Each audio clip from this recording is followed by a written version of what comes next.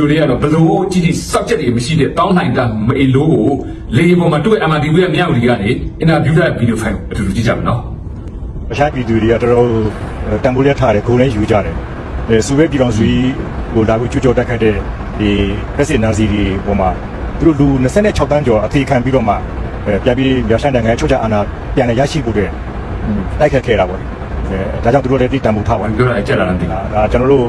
့အလေးထားမှကိစ္စပေါ့မြန်မာနိုင်ငံလည်းဖက်စစ်တော်တိုင်းတမန်ကြောင်နဲ့ရှိခဲ့တယ်တမန်တော်နဲ့ပြည်သူပေါင်းပြီးတော့မှလွတ်လပ်ရရအောင်လည်းတိုက်ခတ်ခဲ့တဲ့တမန်ကြောင်နဲ့ရှိတယ်တမန်တော်ပြည်သူတော်ဖြစ်တာတမန်ကြောင်မှာဒါကြောင့်ဒါလည်းကျွန်တော်တို့အနေနဲ့ဒီအောင်ဆက်ထင်းထင်းဆောင်ရွက်ဖို့လိုအပ်တယ်လို့ကျွန်တော်ပြောချင်ပါတယ်နောက်တစ်ခုကနိုင်ငံတော်ကာကွယ်တောင်အင်အားရှိရင်ပေါ့ဗျာနော်နောက်တက်မလို့အင်အားရှိလို့ရှိရင်ရှိပေါ့နော်အခုအင်အားမရှိဘူးအင်အားရှိပဲဆိုတဲ့ဟာတော့ပေါ်လင်းပါတယ်ဗျာပြည်သူအားလုံးလည်းနိုင်ငံချစ်စိတ်လူချစ်စိတ်တက်ဒီတဲ့ပို့ပြီးတော့မှရှိအောင်ဆောင်ရွက်ဖို့လိုအပ်ပါလိမ့်မယ်ဒါမှသာပြည်သူဟိုအဲ့ဒီမှာကျွန်တော်တခုမေးချင်တယ်လက်ရှိဒီစစ်ကောင်းဆောင်တွေနဲ့ဒီစစ်ကောင်းဆောင်တွေရဲ့စကားလုံးကတော့အခုဆိုတာမင်းအောင်နိုင်ကိုလည်းထုတ်ပြောတယ်မျိုးချစ်စိတ်ဆိုတာမျိုးချစ်စိတ်ဆိုတာဘာကိုပြောတာလဲဘယ်မျိုးကိုချစ်ဖို့ပြောတာလဲမြန်မာနိုင်ငံမှာတိုင်းသား135မျိုးရှိတယ်လို့နော်သူတို့ပြဋ္ဌာန်းထားတယ်အဲ့တော့မျိုးချစ်စိတ်ဆိုတဲ့စကားလုံးကတိုင်းသားတစ်မျိုးကြီးစင်းကိုကိုယ့်မျိုးကိုချစ်ကမှာလားဒါမှမဟုတ်မြန်မာနိုင်ငံသားအားလုံးကိုချစ်ကမှာလားသူတို့ကိုယ်တိုင်မတိုင်ပွဲဘူးမျိုးချစ်စိတ်ဆိုတာဘာကိုပြောတာလဲအရင်ခေတ်ကမျိုးချစ်စိတ်ဆိုတာကတော့ကျွန်တော်အမြင်ပြောရရင်အရင်ခေတ်ကလူတွေဟာရေဒီယာမျက်နှာရရွှေ့ပြောင်းသွားလာနေထိုင်ကြတယ်အဲ့ဒီအချိန်မှာတူလူမျိုးတူအုပ်စုနဲ့တူသွားလာနေထိုင်တာဖြစ်တဲ့အတွက်ရက်ွက်လိုဟာမျိုးအစုတစုမှာနော်ဒီလူမျိုးပဲရှိတယ်အခြားလူမျိုးမရှိဘူးအဲ့တော့တို့ကဒီလူမျိုးကိုအကာအကွယ်စောင့်ရှောက်တယ်ဒီတွေအားကောင်းမောင်းတန်နော်တိုက်ခိုက်ဆွဲပြည့်စုံတဲ့ယောက်ျားတွေကဥဆောင်ပြီးတော့ဒီလူမျိုးတွေအတွက်နော်ဒီအခြားတရဝါတွေကစပြီးတော့လူချင်းလာရောက်ရန်ပြုတ်မဲ့ရန်ကိုကာကွယ်ပြီးမျိုးချစ်စိတ်ပေါ့နော်အဲ့ဒီကစတဲ့မျိုးချစ်စိတ်ကိုပြောမှာဒါလူရိုင်းခက်ကစတာ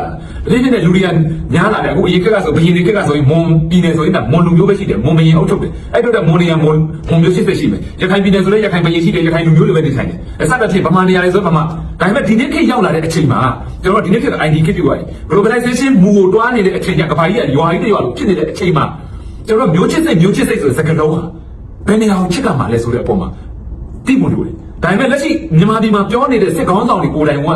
မျိုးချစ်စိတ်ဆိုတဲ့စကားလုံးဟာသူတို့တကယ်ပဲအမျိုးကိုချစ်တဲ့စိတ်နဲ့ပြောတာလားသူတို့အတွက်လက်နဲ့အဖြစ်အသုံးချတာလာ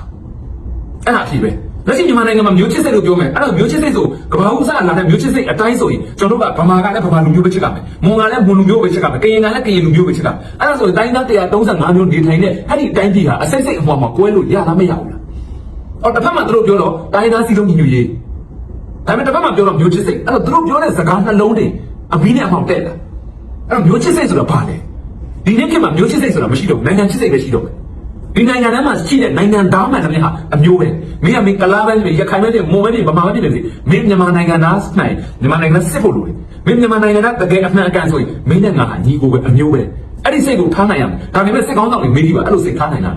းဘယ်ထားနိုင်မလဲအဲ့လိုစိတ်ထားရင်တိုင်းသားတွေပြည်သူအလုံးစည်းလုံးညီညွတ်သွားရင်သူတို့အာဏာရှင်တွေအုပ်ချုပ်နေတဲ့အုပ်ချုပ်လို့မရဘူးဒါကြောင့်မလို့ဖားတယ်ဖေးလို့စကားဝင်ကြီးထွက်ရှိပြောတာတစ်ဖက်မှာတိုင်းသားစည်းလုံးညီညွတ်ရေးထာဝရငြိမ်းချမ်းရေးလို့ဘာလို့ပြောတယ်တစ်ဖက်မှာမျိုးချစ်စိတ်ဆိုတဲ့စကားကိုပြောအခုမင်းအောင်နိုင်ကိုလည်းပြောလိုက်ဟောမျိုးချစ်စိတ်ဆိုမင်းအောင်နိုင်ဗမာတဝဲလားဗမာတဝဲလည်းဗမာလူမျိုးတွေမှာပါကဲထားမင်းအောင်နိုင်ဗမာဆိုရင်မင်းအောင်နိုင်ဒီမျိုးချစ်စိတ်ဗမာလူမျိုးတွေပဲလူချစ်မယ်ဆိုအခြားကရင်မွန်ဗမာရခိုင်ရစတဲ့တိုင်းသား134မျိုးတော့ပြောင်းကြီးလက်ထက်မှာတမျိုးတူတယ်ထားပါ135မျိုးပဲထားမတိုးနဲ့ဘူးကျန်တဲ့134မျိုးနဲ့စီးလုံးမှုမပြောပွဲဘူးလားအဲ့တိုင်းသားစီးလုံးညီညွတ်ရေးဆိုပြီးတစ်ခါတစ်ဖန်လို့ပြန်ပြောတဲ့စကားနဲ့ဘယ်လိုလဲအဲ့ဒါအဖြစ်ပဲနော်ဒီကောင်လေးပါဇက်ကမျိုးချစ်စိတ်ဆိုတာပြည့်တဲ့စာ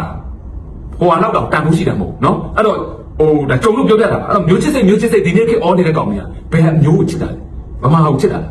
ကရင်ကိုချစ်တာမွန်ကိုချစ်တာရခိုင်ကိုချစ်တာဒါမှမဟုတ်မြန်မာနိုင်ငံသားအားလုံးကိုချစ်တာလားဘာကိုချစ်တာလဲဘာမှမသိဘဲနဲ့လေနဲ့ဝမ်းနဲ့မပွဲဘဲနဲ့မျိုးချစ်စိတ်အော်နေတဲ့ကောင်ကြီးပဲမင်းသူတို့အောက်ချစ်အစင်မပြောနဲ့သူတို့ဆရာတင်ထားတဲ့အခုမင်းအောင်နိုင်အောင်ဒီမျိုးချစ်စိတ်ဆိုစကားလုံးသူပြောရတယ်သူကိုယ်တိုင်မျိုးချစ်စိတ်ဆိုတာဘာလဲမေးကြည့်လိုက်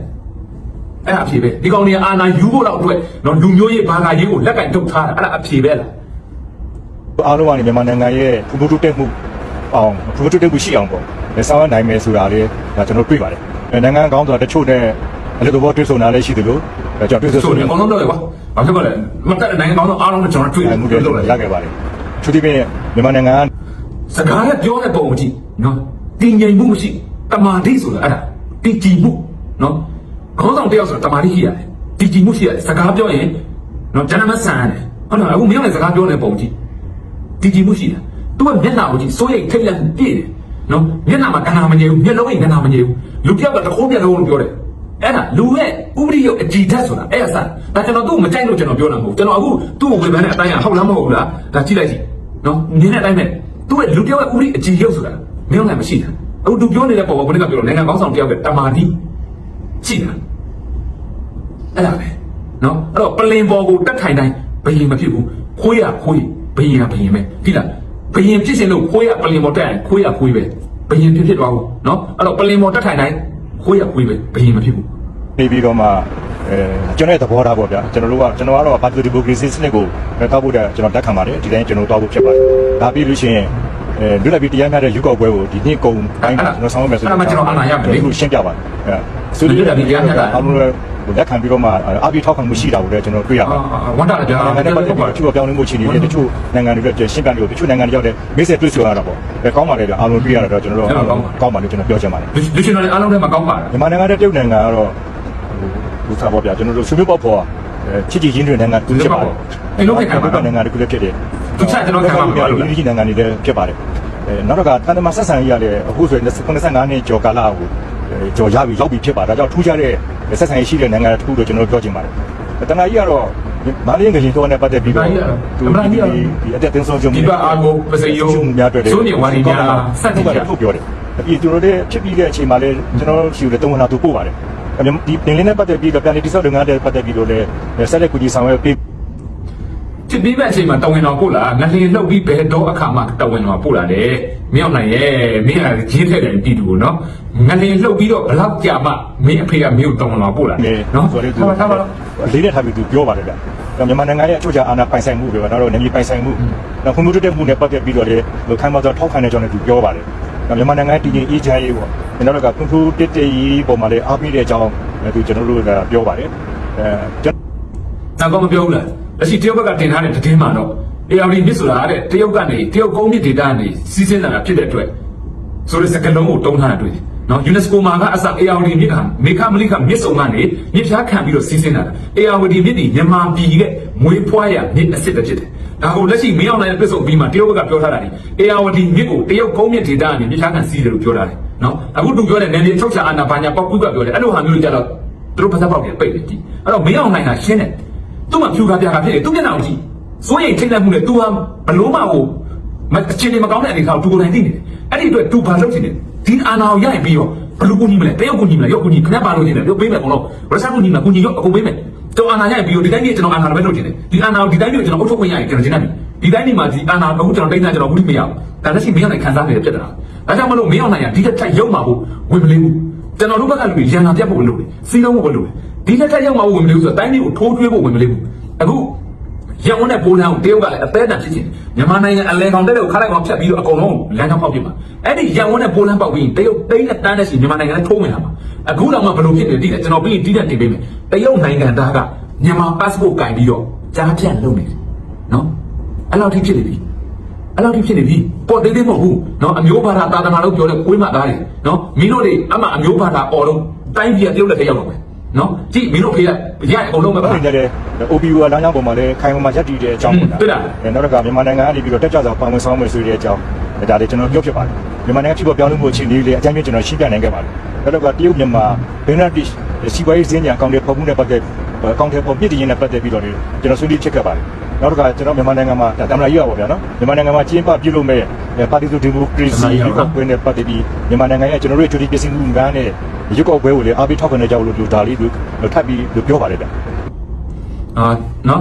ရွေးကောက်ပွဲနဲ့ပတ်သက်လို့အားပေးထောက်ခံတယ်ဆိုတဲ့အကြောင်းပြောတယ်ဆိုတော့ဒါမင်းအောင်နိုင်ကပါဇက်ကပြောတာလက်ရှိမင်းအောင်ဒီမြန်မာနိုင်ငံကအာဏာသိမ်းခေါင်းဆောင်တဲ့တွစ်ဆုံမှုနဲ့ကြီးညာချက်မှာတရုတ်နိုင်ငံကအဲ့ဒီအကြောင်းလုံးဝထက်ပြောထားတာမတွေ့ရဘူးနော်တရုတ်နိုင်ငံကြီးညာချက်မှာအဲ့တော့မင်းအောင်နိုင်ပဲပလီပလာပြောရလား